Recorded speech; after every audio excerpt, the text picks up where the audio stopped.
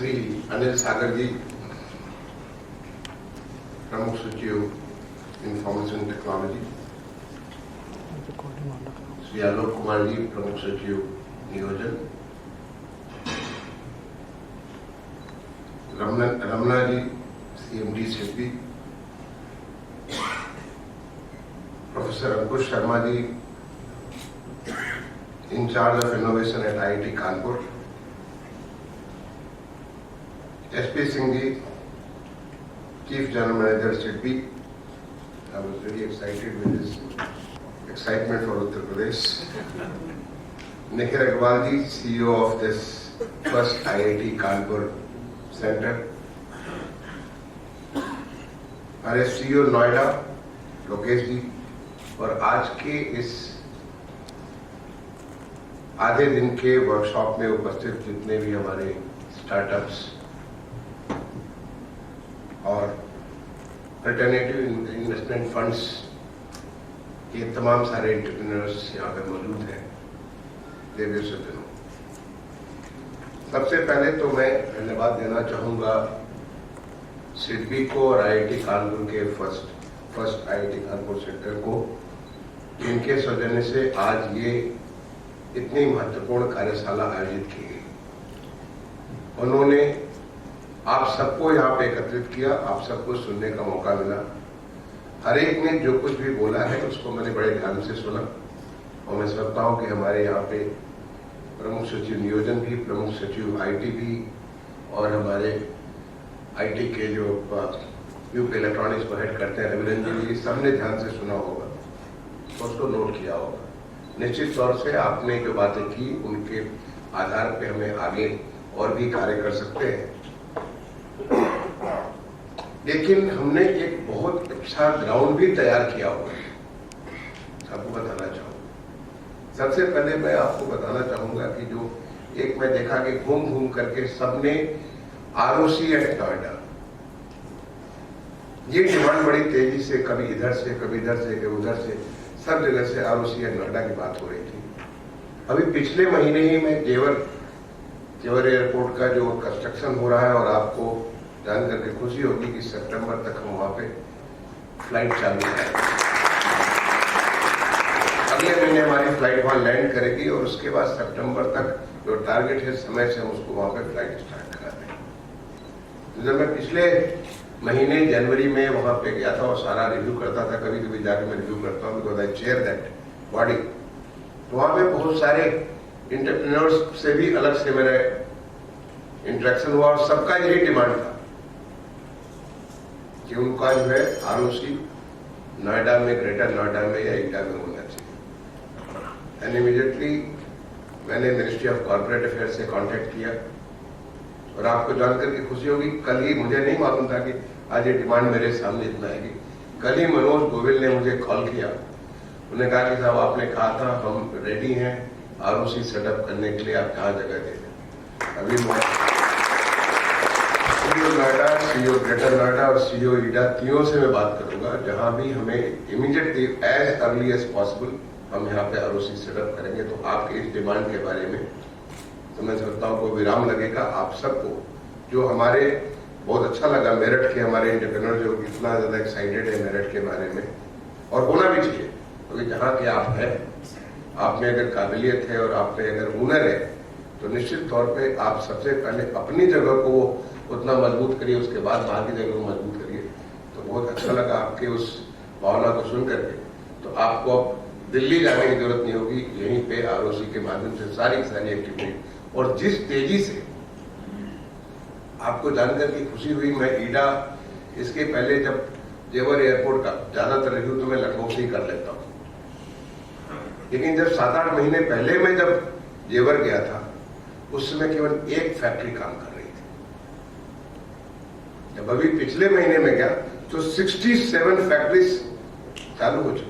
अब this is the speed with which वहां पे ईडा में परिवर्तन हो रहा है, और जिधर जाकर के देखिए जितने सारे हमारे काम हो रहे हैं, पूरा जो जमुना अथॉरिटी एरिया में जिस तेजी से काम हो रहा है, तो आने वाले समय में इसका एक गूंज है कि कैसे ये पूरा एरिया हमारा एरिया इंडस्ट्रियलाइज हो जाएगा। और और इस प्रकार की प्रगति को देख करके आज उत्तर प्रदेश में एक नया इंडस्ट्रियल स्टेट, क्योंकि नोएडा, ग्रेटर नोएडा जो है स्टार्ट किया गया था late 70s and early 80s में स्टार्ट किया था। नोएडा स्टार्ट हुआ था, आपको जानकारी होगी, क्योंकि ओखला के शहरों में एक ये नया इंडस्ट्रियल स्टेट उत्तर प्रदेश से चालू किया था जहां कुछ भी नहीं था। वो जमुना का बिगड़ था और उसके अलावा कुछ नहीं था, सारे के सारे खाली मैदान थे। आज आपको मालूम है नोएडा, ग्रेटर नोएडा और ईडा की कहानी, और नोएडा था फिर ग्रेटर नोएडा और ईडा तो बहुत तेजी से जिस रफ्तार से चल रहा है वो नोएडा को ओवरटेक करेगा, बहुत जल्दी ओवरटेक करेगा। जिस प्रकार से वहां पे हिंदुस्तान का जो सबसे बड़ा एयरपोर्ट बन करके आ रहा है, जिस प्रकार से दुनिया की बेस्ट कंपनीज आज वहां पे इन्वेस्ट कर रही है, वे बहुत बड़ा इन्वेस्टमेंट के तौर पे, इन्वेस्टमेंट डेस्टिनेशन के तौर पर निकल करके आएगा। और अभी उत्तर प्रदेश सरकार ने एक नया निर्णय लिया है, बुंदेलखंड इंडस्ट्रियल डेवलपमेंट अथॉरिटी, जो नोएडा, ग्रेटर नोएडा, ईडा मिलाकर के जितना क्षेत्रफल है उससे कहीं ज्यादा क्षेत्रफल शुरुआत करके बुंदेलखंड इंडस्ट्रियल डेवलपमेंट अथॉरिटी, ये इसके ऊपर उत्तर प्रदेश सरकार ने काम किया। ऑलरेडी हमारा वहां पे सीईओ पहुंच चुका, लैंड एक्विजिशन का काम स्टार्ट हो गया, उसकी प्लानिंग का काम स्टार्ट हो गया, और बहुत जल्दी आप देखेंगे कि उत्तर प्रदेश में एक नया बहुत बड़ा इंडस्ट्रियल डेवलपमेंट अथॉरिटी, बहुत बड़ा इंडस्ट्रियल एरिया, जहां पे नया अपना एयरपोर्ट भी होगा, नए अपने सारे के सारे संसाधन होंगे, वहां पे रेजिडेंशियल भी होगा, इंडस्ट्रियल भी होगा, कॉमर्शियल बिजनेस, सारा का सारा एक बहुत बड़ा एक मुकाम बनकर के तैयार होगा। ये इसलिए हो पा रहा है क्योंकि आज उत्तर प्रदेश में जिस तेजी से इंफ्रास्ट्रक्चर का डेवलपमेंट हो रहा है, और जैसे हुआ है, बहुत बढ़िया साकेत जी ने कहा कि आज उत्तर प्रदेश हिंदुस्तान में लीड कर रहा है। आपको जानकर के खुशी होगी कि हमने 27 नई पॉलिसीज बनाई है, transparent policy, and I can say with full confidence कि देश में कहीं भी किसी प्रदेश में जो कुछ भी ऑफर करते हैं उससे कहीं बेहतर हम उत्तर प्रदेश में ऑफर करते हैं। 27 नई पॉलिसी बनाई है, जो लेटेस्ट हमारी पॉलिसी सेमीकंडक्टर अभी हमारे यहाँ पे मौजूद है, अब ये अनिल जी मौजूद है, ये आईटी चीजें देखते हैं, इसलिए सेमीकंडक्टर पॉलिसी हमारी लेटेस्ट अभी कैबिनेट ने अप्रूव किया और उसके बाद वो आ गई, और आते ही हमारे पास सेमीकंडक्टर पॉलिसी आई, पहला हमने प्रोजेक्ट भी सैंक्शन कर दिया। बहुत जल्दी हमारा सेमीकंडक्टर में इन्वेस्टमेंट हमारे उत्तर प्रदेश में होने जा रहा है। तो ये जो उत्तर प्रदेश की जो रफ्तार है, जो बीडा जिस प्रकार से बन रहा है, ऑलमोस्ट 35,000 हेक्टेयर में ये सारा का सारा चीज बनने जा रहा है, जिस तरह से हो रहा है, वो उत्तर प्रदेश को एक नया दिशा देने जा रहा है।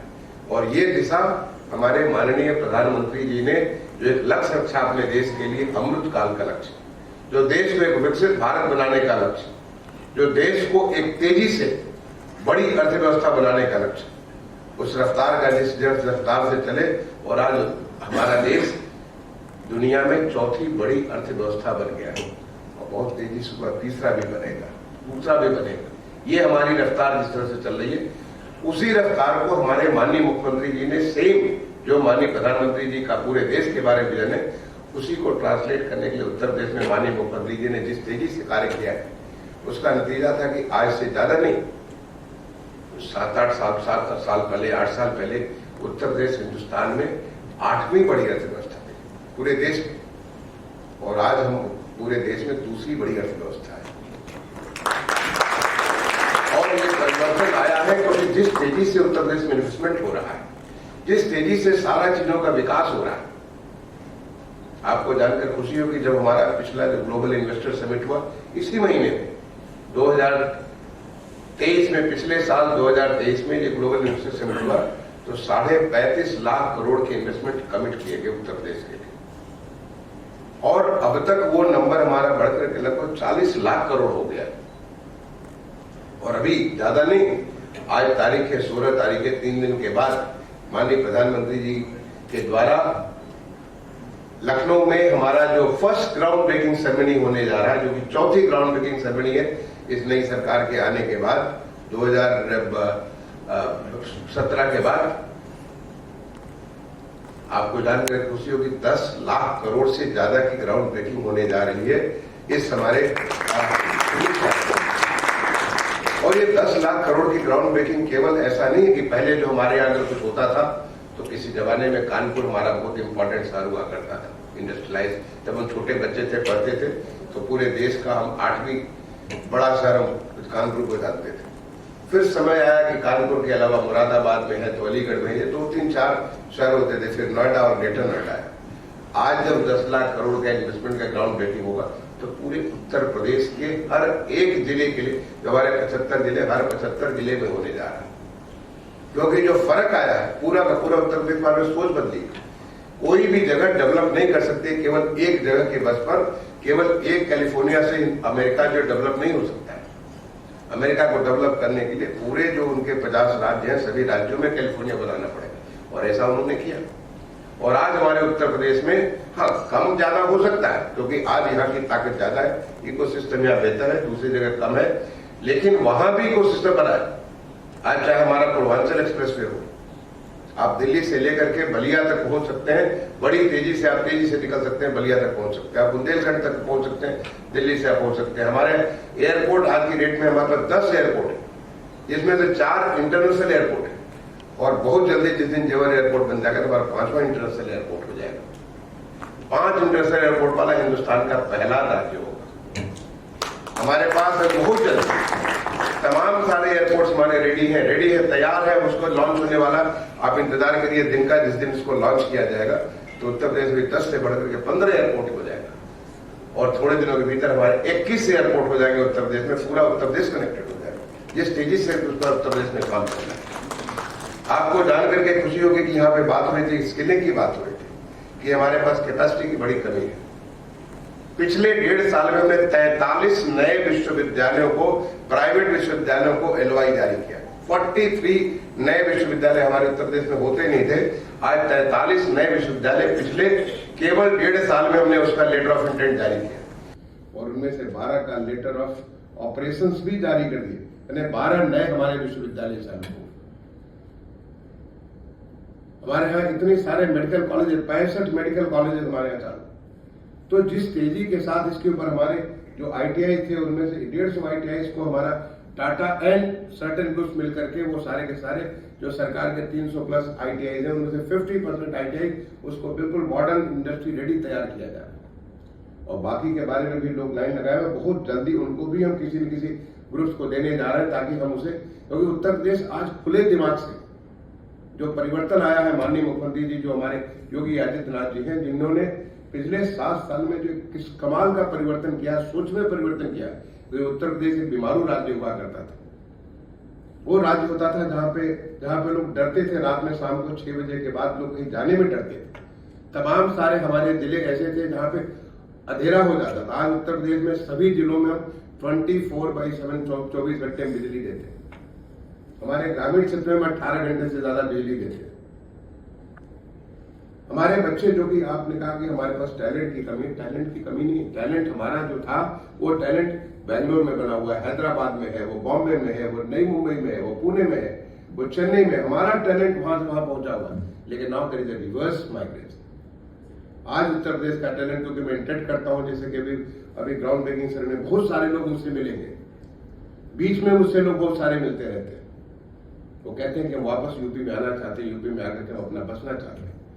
यूपी में क्वालिटी ऑफ लाइफ की बात की गई। यस, मैं ऐसा नहीं कहता कि कोई ऐसी जादू की छड़ी है, जिस जादू की छड़ी से हमने उसको पूरा का पूरा, एक जादू की छड़ी हिलाई, जैसे परी आई और परी ने अपना एक छड़ी घुमाया और सारा का सारा चीज बिल्कुल सुनहला दिखने लगा। ऐसा नहीं है, बहुत मुश्किल होता है, बहुत कठिन होता है, बहुत तपस्या करनी पड़ती है।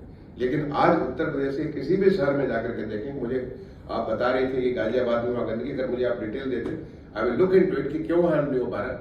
लेकिन जो माननीय प्रधानमंत्री जी ने स्वच्छ भारत मिशन की एक उन्होंने पूरे देश में ताकत दी, और मुझे सौभाग्य मिला as a secretary housing and urban affairs और as additional secretary ministry of urban development 7.5 साल में भारत सरकार में रहा, और पूरे शिद्दत के साथ पूरे देश भर में स्वच्छ भारत मिशन का कार्य कराया।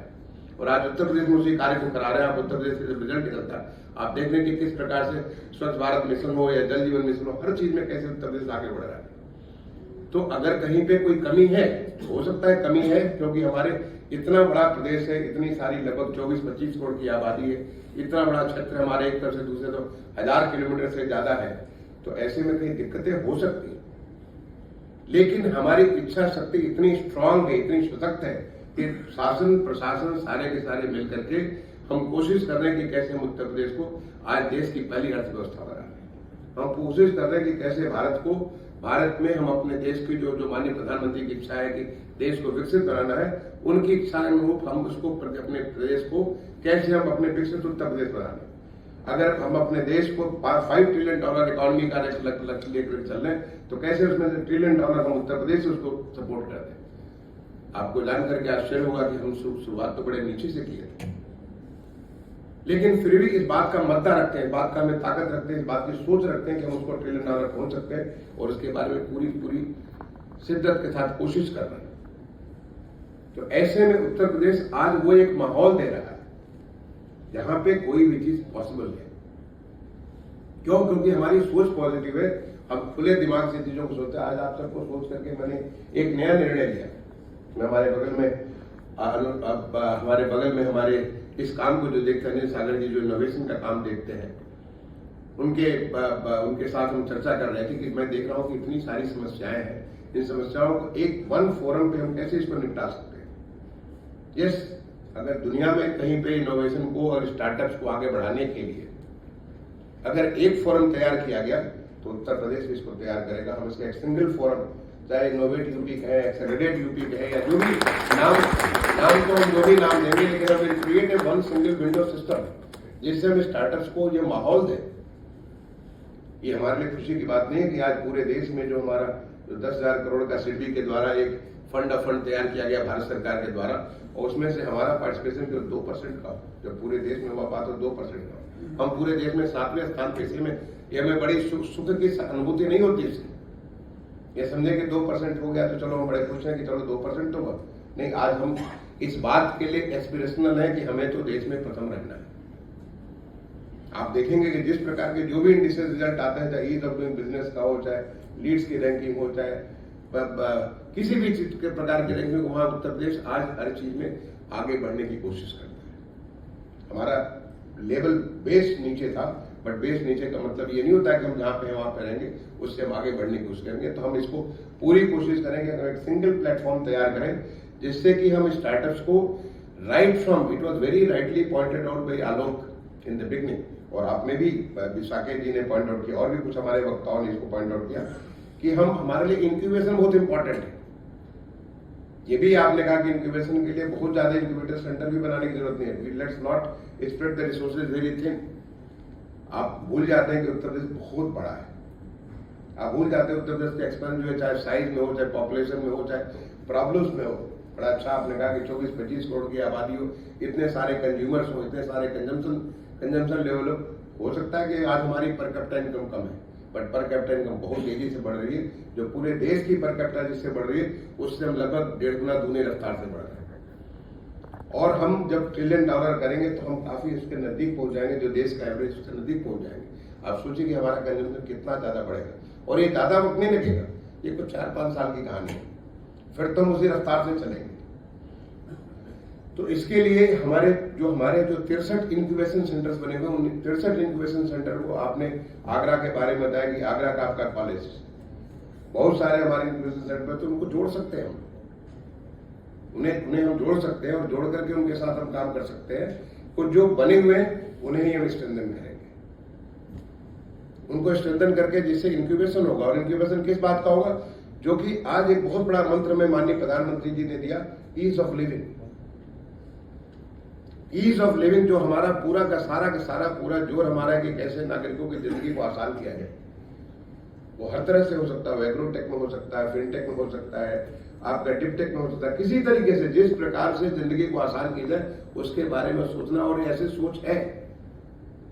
मुझे खुशी है आज यहाँ पे IIT कानपुर के 2 प्रोफेसर हैं, हमारे प्रोफेसर हैं, बट IIT कानपुर के 4 विद्यार्थी भी हैं। मैं खुद IIT कानपुर का पढ़ा हुआ हूँ, वहाँ का IIT कानपुर से ग्रेजुएट हमारे आलोक जी IIT कानपुर के हैं, हमारे अनिल जी IIT कानपुर के, रविरंजन जी IIT दिल्ली के हैं, वो भी IIT फ्रेटर्निटी से आते हैं।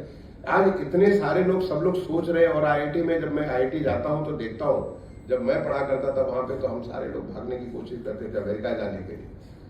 ज्यादातर हमारे साथ जो इलेक्ट्रिकल इंजीनियरिंग में पढ़ते थे वो सारे के सारे अमेरिका चले जाते, नहीं जाते तो वो समझते थे कि कहाँ चला गया, उनका टैलेंट पूरा बेकार हो गया। जब मैं IAS की तैयारी कर रहा था तो उसके बाद लोग सोचते थे कि ये तो इसका पूरा टैलेंट जो है अभी बेकार हो गया। हमारे खुद के प्रोफेसर जो मुझे बहुत प्यार देते थे, मैं जब IIT कानपुर पास आउट किया तो मेरी 10.0 CPI थी, परफेक्ट CPI थी। IIT कानपुर जब पास आउट किया तो सारे के सारे जितने रिकॉर्ड हो सकते सारे रिकॉर्ड मैंने तोड़े, लेकिन फिर मैंने IAS की परीक्षा देने के लिए तैयारी करना चालू कर दी। तो लोग कहते थे हमारे प्रोसेस की ये तो अपना पूरा टैलेंट बेकार कर रहा है, जैसे कि अगर अमेरिका न जाए तो हमारा टैलेंट हिंदुस्तान के लिए तो है ही नहीं। लेकिन आज मैं पीछे मुड़ करके देखता हूं तो मैं सोचता हूं कि मैंने बिल्कुल सही निर्णय लिया उस समय कि मैं IAS की परीक्षा और पहले अटेम्प्ट में IAS में आया, और उसके बाद मुझे 40 साल से देश की सेवा करने का मौका मिला। और मैं अपने उन दो साथियों को देखता हूँ जो MIT गए, मैं भी कहीं जाता, मैं MIT चला जाता, या मैंने वहाँ की दुनिया की जो बेस्ट यूनिवर्सिटी थी वहाँ जा सकता था, तो बेस्ट कंपनी में मैं काम कर सकता था, लेकिन मैं समझता हूँ कि वैसा न करके मैंने बहुत अच्छा काम किया। अब मैं जब IIT कानपुर जाता हूँ, कई बार मुझे as a chief secretary IIT Kanpur जाने का मौका मिला, मुझे देख के इतनी खुशी होती है कि आज वहाँ के बच्चे जो है अब वो नए इंटरप्रेन्योर्स बनना चाहते हैं, आज वहाँ के बच्चे स्टार्टअप्स के बारे में काम करना चाहते हैं, आज वहाँ पे नई नई चीजें, नई नई किस्म की चीजों का इजाद किया जा रहा है। अब वो अमेरिका के पीछे और जर्मनी के पीछे नहीं पड़ते, वो सारा का सारा हिंदुस्तान में देखते new opportunities are here, the quality of life is right here. उनको दिखता है कि जो क्वालिटी ऑफ लाइफ यहाँ पे वो चीजें हमको वहां जाकर के नहीं मिलेंगी।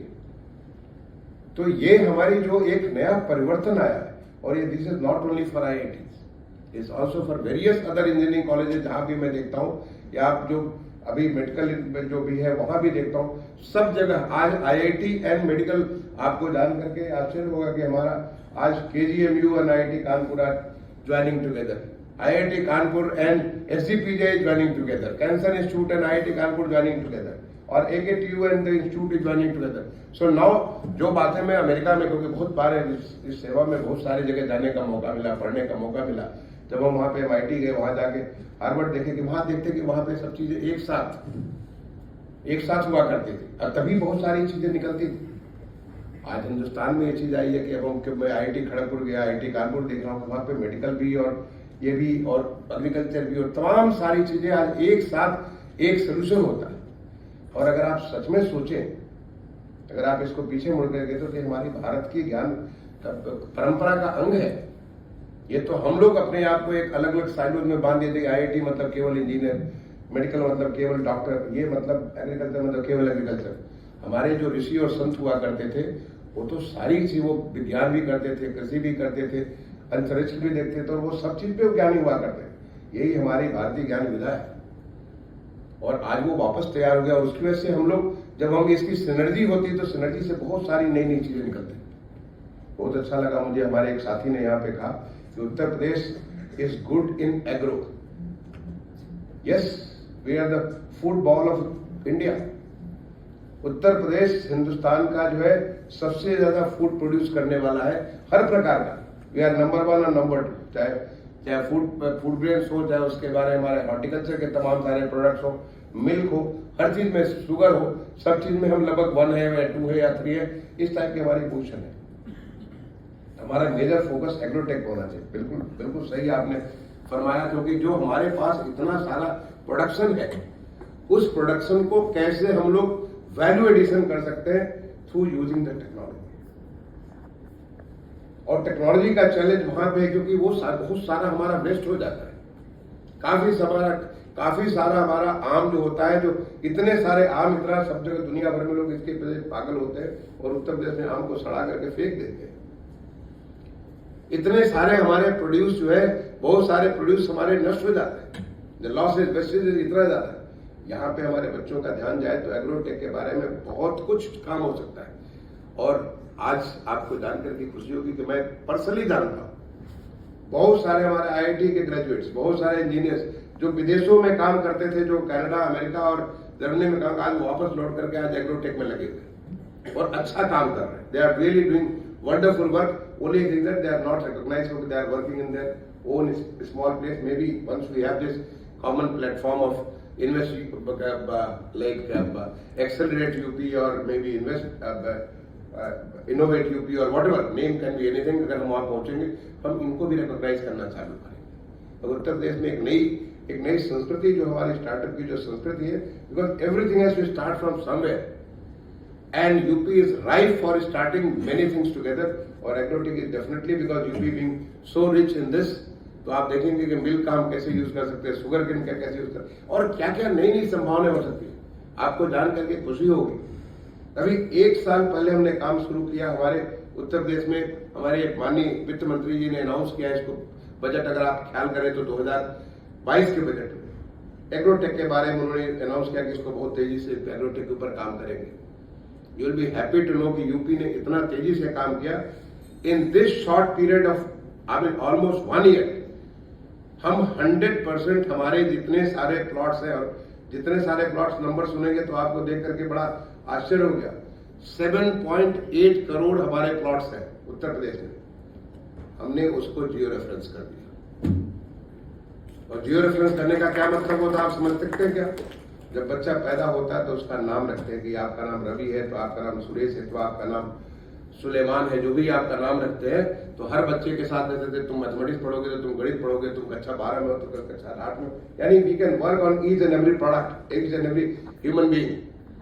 When we geo reference each and every plot, we can identify, we can play with the plot, we can interact with the plot, we can talk to the plot. हर प्लॉट के बारे में यहाँ पे ये बोया जा सकता है, इसका ये तुम्हारा पैटर्न है, इसका है। आप सोच सकते इतनी बड़ी स्टार्टअप की जो पूरी एग्रोटेक की इतनी बड़ी इंडस्ट्री इतनी साइलेंटली हमने कर लिया पिछले 1 साल के भीतर भीतर। नतीजा ये हुआ कि जब हमने पिछला खरीफ का जब हमने फसल उगाई थी तो खरीफ में हमने 21 जिलों में डिजिटल क्या कहते हैं डिजिटल क्रॉप सर्वे हमने किया था। 21 जिलों में 100% और बाकी सारे जिलों में 10-10 गांव किया था। और अभी जो रबी हो रहा है, इस रबी में हम 100% सारे 75 जिलों में सारा डिजिटल क्रॉप सर्वे कर रहे हैं। अब हमारा कहीं किसी प्रकार का नुकसान होगा तो उसको हम चूंकि everything is digital, everybody is named, I can say he is wearing red shirt, he is wearing yellow shirt, and इनके ऊपर ये अच्छा जाता है, उनके ऊपर वो अच्छा जाता है, like you have all the choice, the whole world. इतनी सारी whole lot of possibilities have opened up with this, and UP इसी प्रकार से साइलेंटली बहुत सारे काम कर रहा है।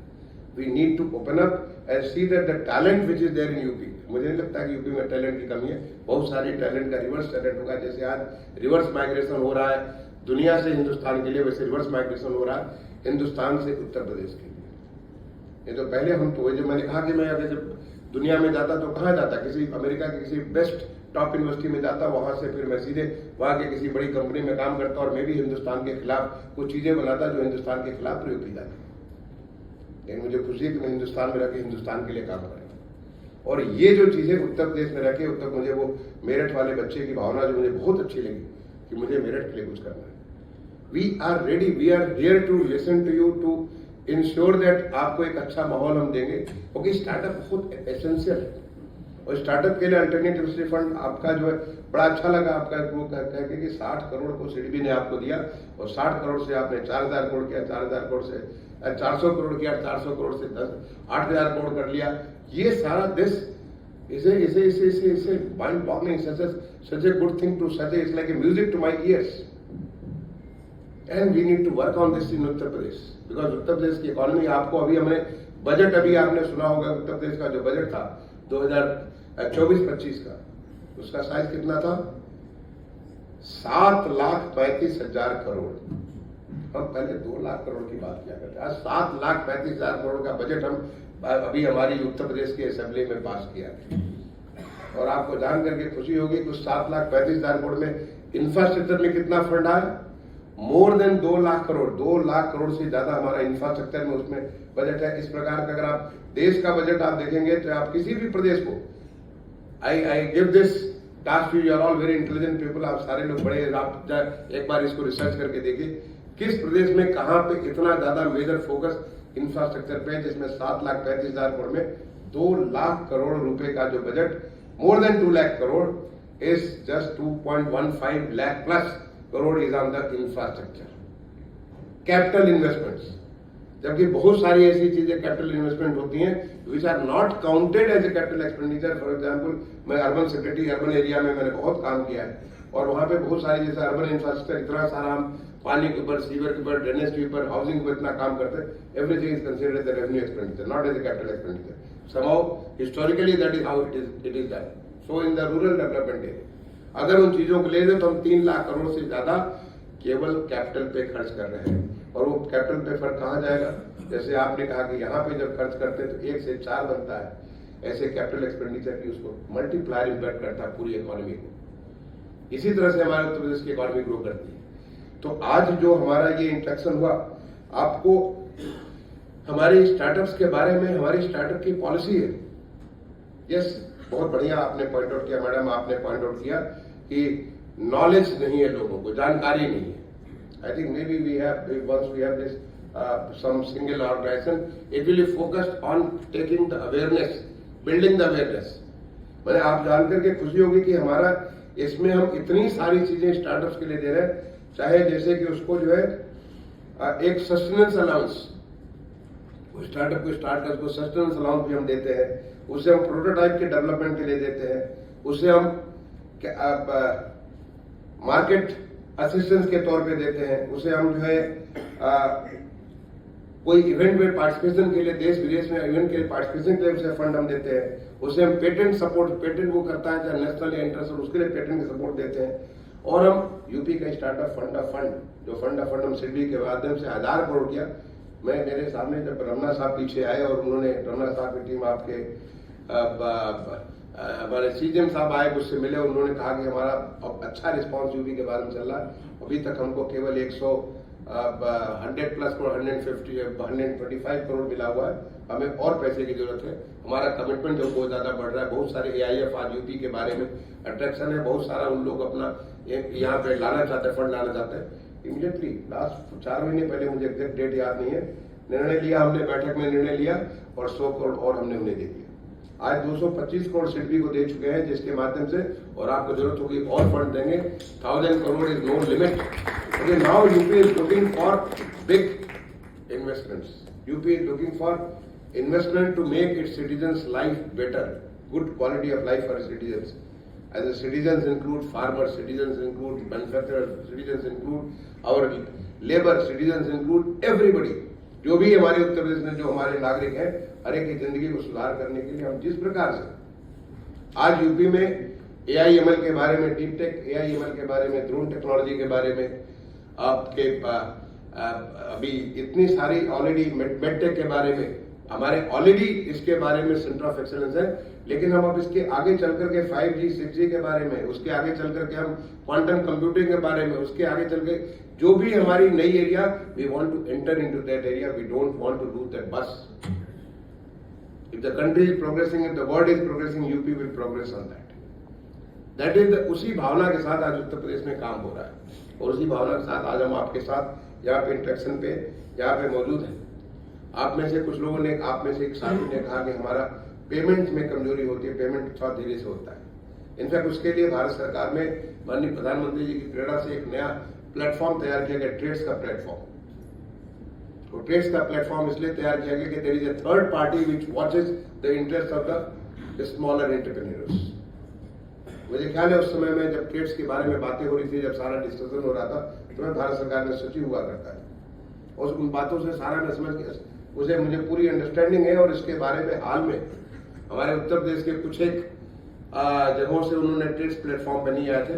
अब सबको मैंने एक टास्क अभी हाल में रिव्यू किया, और रिव्यू करके सबके लिए टास्क कर दिया कि everybody has to be on the trades platform, because this provides win situation for everybody.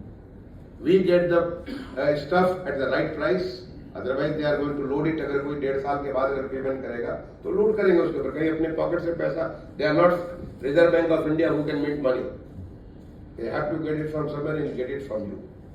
तो इसलिए बाहर वो अगर मार्केट में अगर बाहर देंगे 10 रुपए में, आपको देंगे 12 रुपए में, 2 रुपए लोड करेंगे for the loss of the interest जो उस पीरियड का होगा। So it's a win for you, it's win for the company which is survive, और वो सर्वाइव करेगी तो उत्तर प्रदेश और प्रोडक्शन करेगी, और win for the bank which is going to fund that, the third party which is going to be there, and they will ensure a good ethical platform on which the whole business is done, where we are working on it, and we'll make sure हमारे trades के बारे में भी है, हमारे कुछ लोग तो है अभी 100% will ensure that everybody is on the trade platform, ताकि आपको पेमेंट के बारे में कोई दिक्कत न होने पाए। आपने मार्केट एक्सेस की बात की, मार्केट एक्सेस के बारे में, yes UP is a huge market, लेकिन there may be some barriers. If you are more elaborate, वो कौन से बैरियर है, we are ready to break those barriers. अभी आज उत्तर प्रदेश में एमएसएमई के लिए 25% रिजर्व है for MSME sector, but not MSME but the micro and the small sector, उनके लिए 25% रिजर्व है। एंड वी फॉलो दैट, और इसको हम अभी और इसको जो शिथिल कर रहे हैं कि जिससे कि हमारा हर एक सेक्टर में क्या, not only in manufacturing but also in the services, हर तरह से हमारा जो है सब जगह हम इसको 25% का जो नॉर्म यूपी के कैबिनेट ने तय किया उसको उनको फॉलो कर सके। तो इसके बारे में अगर आपके कोई स्पेसिफिक सुझाव है, जब आपको which is giving your pain, which is not allowing our startup sector to grow, we will definitely look into it. You can approach, आप चाहे हमारे आलोक को कर सकते हैं, because planning is one area जहां से सारा काम होता है। दूसरा हमारे अनिल जी से संपर्क कर सकते हैं, जो कि वहां पे चूंकि स्टार्टअप्स को वो लीड करते हैं, आप वहां संपर्क कर सकते हैं। We try to crack that, we will not allow this to happen. अगर हमारे ऑब्वियसली ये आवश्यक है कि उनको एक मार्केट का एक्सेस मिले, तभी वो ग्रो कर पाएंगे। हमने उनको फंड दिया टू स्टार्ट द बिजनेस, हमने उन्हें इकोसिस्टम दिया जिससे इनिशियल उनको जो स्ट्रगल्स है वो स्ट्रगल्स को निकल करके वो एक सक्सेसफुल एंटरप्रेन्योर बन सके। लेकिन साथ ही साथ हम उन्हें वो भी देंगे कि आगे वो प्रॉस्पर करें, मैंने उसको प्रॉस्पर करने के लिए जो आवश्यकता है उसको भी हम देंगे, because that is good for the country, good for my state. एक बड़ा अच्छा सुझाव आपने दिया कि टॉप 100 एंटरप्रेन्योर्स को लेकर के उनको very good session. In fact I hope Anil has noted it down. We'll definitely like to get them and create a club of such people. I mean, this is the kind of a club which will help the state to grow. कि उन्होंने they have made, in fact अभी हाल में हमारे जो exporters थे उनको मैंने exporters की हमने अभी कॉन्फ्रेंस की थी, और उसमें यही बात जो आप कह रहे हैं सेम बात हमने वहां उनसे रिपीट की थी कि you are now a big exporter, but don't think that the others should not enter because you have grabbed a big space. In fact others join you, they will make your business multiple times. ये एक नई सोच होती है कि जब आप और लोगों को जोड़ेंगे तो आप और ताकतवर हो जाएंगे। ये हमारे जो बिजनेस है, आपके 100 एंटरप्रेन्योर्स की बात है। We'll definitely work on it. If you have a specific suggestion, please do share with Anil. We'll work on it. जो आपने लैंड की अवेलेबिलिटी के बारे में बात की, इनफैक्ट जब हम 40 लाख करोड़ की हम बात करें तो बगैर लैंड के तो कुछ हो ही नहीं सकता। आसमान में तो कोई फैक्ट्री लग नहीं सकती।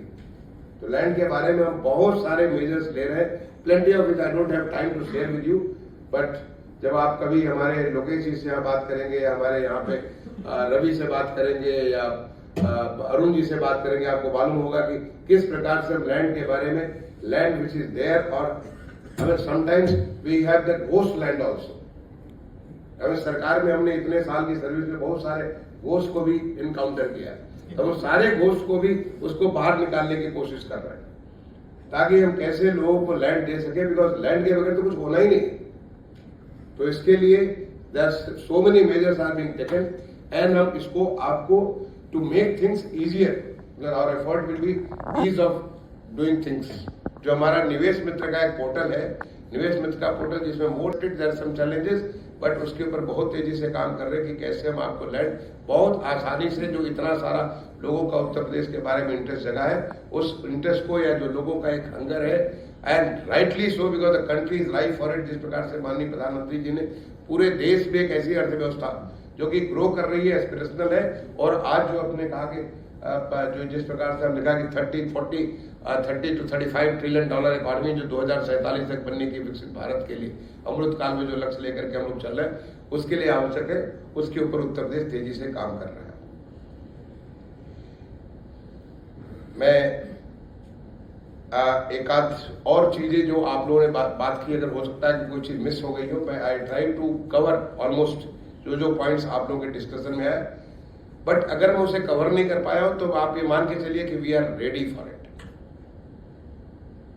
We are very open as a government, we are ready to consider, yes, not to concede everything you say, because we have to see it, because we work in a system, और इस system के बहुत सारे, आपको जानते हो कि किसी भी सिस्टम में जैसे आप परिवार में जैसे चलाते हैं तो परिवार के बहुत सारे लिमिटेशंस होते हैं, तो ऐसे राज्य के भी बहुत सारे लिमिटेशंस है, बड़े राज्य के और ज्यादा लिमिटेशंस होते हैं, but limitations apart we have a very very positive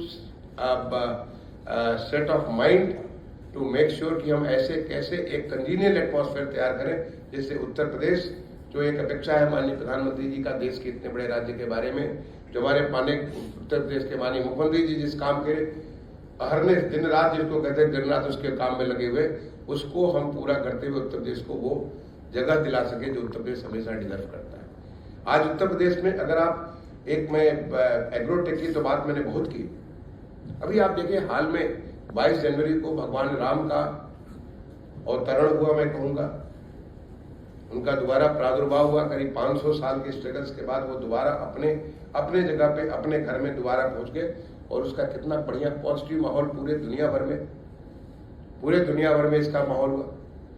अभी आज सुबह मेरी बात हो रही थी, एक प्रोफेसर न्यूयॉर्क से आया, वो अभी पिछले 4 दिन से वो बनारस में थे, और बनारस में उनसे जो उनकी बात, जब उनका आज वो वहां से बनारस से अयोध्या जा रहे हैं, मेरी उनसे आज सुबह बात हो रही थी। जब मैं फ्लाइट से उतर के इधर आता, मैंने कॉल किया कि कैसा रहा आपका बनारस का? उनका ट्रिमेंडस, मैंने तो सोचा भी नहीं था। That is his comment, I am just repeating his comment, tremendous, I have not even thought that this will make such a big difference. तो बनारस में जो डेवलप, जो काशी का, पता नहीं आप में से कितने लोगों ने देखा है, मैं समझता हूँ काफी लोगों ने देखा होगा। आज काशी विश्वनाथ धाम, पहले काशी में भगवान शिव का जो मंदिर हुआ करता था, लगता था आपको कभी टेढ़े मेढ़े होकर के आप कैसे वहां जाते थे। आज आप चाहे गंगा जी के रास्ते से आए, चाहे कहीं से जाए, इतना भव्य वहां पे देखते हो। और आज वहां पे जो कुछ हजार लोग आते थे, जो मेन डेज होते हैं जो सावन के महीने, उसमें 6-6 लाख लोग एक दिन में दर्शन करते हैं। और आज जो माहौल बना है अयोध्या में भगवान राम की प्राण प्रतिष्ठा के बाद, एवरेज करीब 2.5 लाख लोग रोज वहां पे दर्शन कर रहे हैं। और जो 2.5 लाख लोग दर्शन कर रहे हैं वो ऐसे नहीं आ रहे, वो वहां पे खर्च भी करेंगे, वहां रहेंगे भी। और उसके लिए जो प्रोफेसर साहब थे हमसे, उन्होंने कहा कि we were trying very hard to get 1 room for me, my team in New York, वो यूनिवर्सिटी के प्रोफेसर है, my team in New York were working very hard, I was thinking of talking to you to get a room, लेकिन I am very fortunate I could get 1 room in 1 hotel. ये उनका comment था।